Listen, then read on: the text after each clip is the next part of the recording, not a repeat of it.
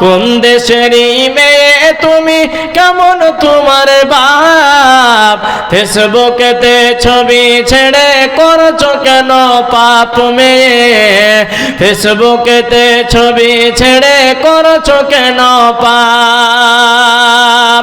দাদি মায়ের বন্ধু হয়নি আগেকার যুগে, এখন তোমার বন্ধু লাগে বর্তমান সময়ে।